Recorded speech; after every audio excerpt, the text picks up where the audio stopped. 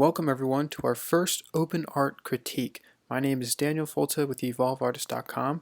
Thank you all so much for the wonderful paintings that you dropped into the comments to be selected for a critique, and it's just amazing to see all the different kind of work that everyone is doing here in this space. If your painting was not chosen for a critique but you would still like one, then that's okay. You can just message me privately and we can have a conversation about your painting specifically. So for this video, I have chosen this wonderful painting by Tracy. Okay, so let's start with what Tracy did well. It's undeniably a beautiful image. The rich colors, the way the flowers were painted, her entrancing expression, and oh, look at that earring, right? So delicately placed. It's no question to me that this was painted out of love, and that love is emanating back at me through the painting.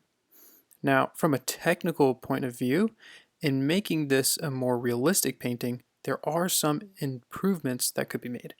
I'm not going to be focusing on style, but rather these pointers I'll be sharing are going to be strictly about making the painting more realistic, and talking about styles is very subjective territory, right? Well, realism is about as objective as it gets. So let's get into it.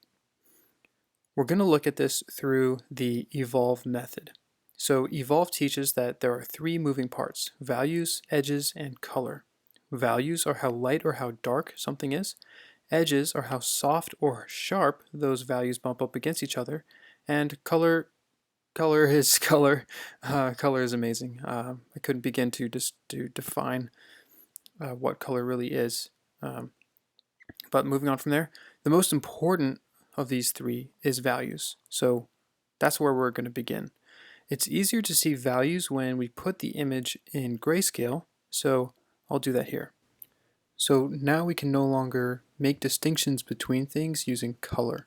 And so now we can only see through the values and the edges that are here in this painting. And notice how before, that background was nice and green and her skin tones were nice and rich and brown. And now, because we don't have that color distinction anymore, the face really kind of disappears into that background. And so let's take a look at the reference to see if the reference can give us some answers into bringing that face more forward and making a greater separation from the background using values. Now, when we put these two images side by side, we can see that some of the values are different, but it's not enough to ask, do the values in my painting match the reference exactly? Rather than just painting what we see, we want to understand why we're seeing what we're seeing. And the reason why I say that is because it's actually really easy to get our values incorrect if we're juggling too many things at once, right? Like, ask me how I know. I've made errors in my values all the time, and sometimes I wouldn't even see my errors until another artist pointed them out. And here's an example. Looking at this dress, you would think that it has a lighter value, it's brighter, because it's so vivid and rich in its color. But actually, it's really just the color of it that appears to elevate its value. And look at how well Tracy matched that value as well as the color in that dress. Awesome. So training our eyes to see things for their actual values is a really critical element to making realistic paintings. So the best way to see our values for what they really are is to first break up the reference image into light and shadow. As a general rule, anything that is a light should be lighter or have a higher value than anything that is a shadow. And of course there are exceptions, but that's a very easy and simple way to start breaking this down. So now let's do that. Okay, so there's direct light shining down on these sections here, and these are our lights. Now I'm also seeing a lot of ambient light on this side, and that also reads as a light to me. I could be wrong, but it seems that when this photograph was taken, there was a flash from the camera. So you can see how this reference is actually quite complex, having two light sources from different directions. The direct light from the sun, however, clearly overpowers the ambient light. Now, there are some really simple ways to further break down the values, and the Evolve program gets into detail about that, but for this critique, let's just focus on the power of light and the the huge significance that values make in creating a painting. And so now I'm going to put in some transparent, darker shades just on top of this, just to darken some of the shadows based on our assessment of where the light is falling and how it's interacting with this portrait. So on this side of the face, we're missing that bright value of the direct light shining on her skin. And watch what happens when I simply block these lights into the painting. You can see that I haven't softened my edges yet, but look at how much more three-dimensional this face already feels. And here we are, using simple principles to reinforce the illusion of form and depth.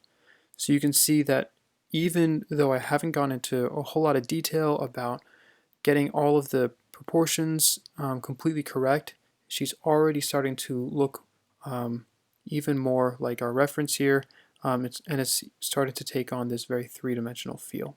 So I hope that this video helps you understand that yes, matching your colors is important, but it's really not anywhere near as important as getting your values right in the realm of realism.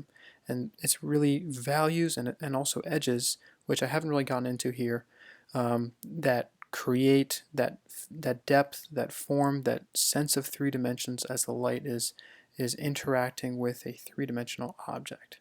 And you can see how all of these things come together, especially in that top left corner where Tracy painted those flowers, which are beautiful and I love.